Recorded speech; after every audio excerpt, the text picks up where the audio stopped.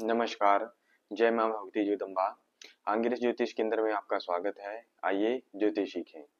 आज बात करेंगे पितृदोष के विषय में, अर्थात किसी की भी जन्म कुंडली में यह किस प्रकार ज्ञात करें कि उनकी जन्म कुंडली में पितृदोष के कारण संतान के लिए बाधा आ रही है, और जन्म कुंडली में ऐसे कौन से योग बनते हैं, किन किन ग्रहों से बनते हैं कि मनुष्य की जन्म कुंडली में पितृदोष बन जाता है और संतान के लिए वह बाधा कारक होता है।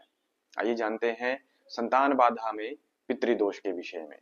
किसी की भी जन्म कुंडली में अगर लगन में पाप ग्रह हो, पंचमेश राहु से युक्त हो, अष्टम भाव में सूर्य स्थित हो और शनि पंचम भाव में स्थित हो, तो पितृ श्राप से कारण ही मनुष्य को पुत्र की हानि हो जाती है। अर्थात इस प्रकार का जन्म कुंडली में योग होने से मनुष्य को संतान की हानि होती है।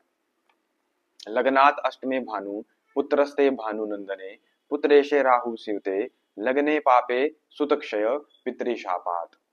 इस प्रकार कहा गया है कि यदि गुरु सिंह राशि में हो और पंचम भाव एवं लग्न भाव में पाप ग्रह स्थित हो तथा पंचमेश ग्रह सूर्य या राहु से युक्त हो, तो पितृश्राप के कारण मनुष्य को पुत्र की हानि होती है। अर्थात उस जन्म कुंडली में पितृश्राप लग जाता है।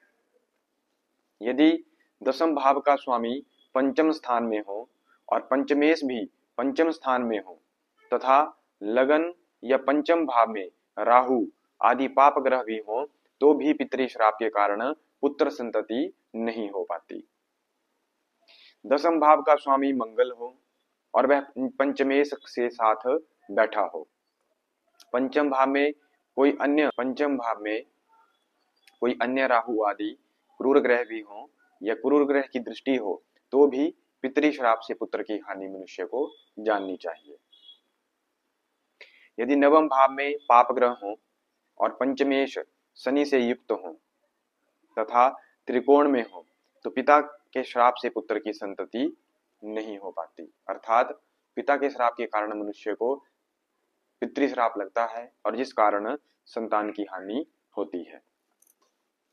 यदि किसी की कुंडली में लगन का स्वामी नीच अस्त आदि होकर पंचम भाव में हो तथा पंचमेश सूर्य से युक्त होकर एवं पंचम और लग्न भाव में पाप ग्रह हो अथवा लगन पाप ग्रह से दृष्ट हो, तो भी पितृदोष के कारण संतान का अभाव मनुष्य के जीवन में रहता है। इस प्रकार मनुष्य को जानना चाहिए। पंचम भाव में नीच राशि होकर अगर शुक्र बैठा हो, लग्नेश होकर शुक्र बैठा हो तथा साथ में गुरु भी शत्रु राशिगत हो, पंचमेश बुध सूर्य के साथ होकर अपने भाव से द्वादस्थ होकर पड़ा हो और लगन पर पाप ग्रह मंगल की 8वीं दृष्टि पड़ रही हो, इस कारण पितृदोष के कारण संतान नहीं हो पाती। यदि सूर्य पंचम भाव का स्वामी होकर त्रिकोण भावों 5 और 9 में हो और वह शनि मंगल आदि पाप ग्रहों से युक्त होकर वह बैठा हो तथा पंचमेश पाप ग्रहों के मध्य में बैठा हो, तो भी मनुष्य को पितृदोष के कारण संतान की प्राप्ति नहीं हो पाती। या इसमें पितृश्राप कहा जा सकता है कि पितृश्राप के कारण मनुष्य को संतान की प्राप्ति नहीं हो पाती। यदि व्यय स्थान का स्वामी लगन में हो और 8वें स्थान का स्वामी अष्टमेश अर्थात पंचम भाव में हो तथा दसम स्थान का स्वामी अष्टम भाव में हो, तो पितृश्राप से पुत्र संतान की हानि होगी। इस प्रकार मनुष्य को जानना चाहिए।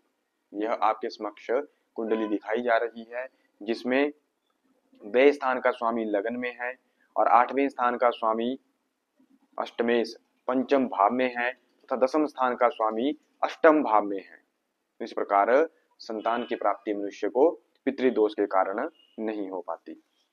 दसम स्थान का स्वामी पंचम भाव में हो और पंचमेश भी पंचम भाव में हो तथा लगन और पंचम भावों में पाप ग्रह स्थित हो, तो भी पितृश्राप से पुत्र की हानि होती है। तुला अर्थात नीच राशि का सूर्य पंचम भाव में पाप ग्रहों से दृष्ट अगर सूर्य शनि की राशि में हो, तो भी पितृदोष के कारण मनुष्य को संतान नहीं हो पाती। इस प्रकार के योग कहे गए हैं। यदि दशम स्थान का स्वामी दुस्थान अर्थात 6वें, 8वें और 12वें स्थान त्रिक स्थानों में स्थित हो और पुत्र कारक ग्रह जो पुत्र देने वाले ग्रह हैं वह गुरु ग्रह हैं, यदि वे नीचस्थ होकर पाप ग्रह की राशि में हो तथा लग्नेश पाप ग्रह होकर पंचम स्थान में हो तो भी पितृ श्राप के कारण मनुष्य को पुत्र प्राप्ति में कष्ट रहता है या पुत्र का अभाव रहता है। इस प्रकार के योग मनुष्य को अपनी जन्म कुंडली में समझने चाहिए कि अगर इस प्रकार के योग किसी की जन्म कुंडली में बनते हैं तो अवश्य ही पितृ श्राप के कारण संतान की प्राप्ति में बाधा आ रही है। अगर आपको भी जीवन में पुत्र की प्राप्ति नहीं हो पा रही, ये संतान की प्राप्ति नहीं हो पा रही, तो अच्छे ज्योतिषियों के पास जाकर अपनी कुंडली का विश्लेषण करवाएं, दिखाएं और यह जान लें कि आपकी कुंडली में ऐसा कौन सा योग है जिस कारण आपको संतान प्राप्त नहीं हो पा रही है। अगर इस प्रकार के कोई दोष आपकी कुंडली में प्रकट होते हैं तो विद्वानों से, ज्योतिषियों से, पंडितों से आप अवश्य ही उनका उपाय करवाएं, तो अवश्य ही भगवान शिव की कृपा से आपको संतान की प्राप्ति हो जाएगी।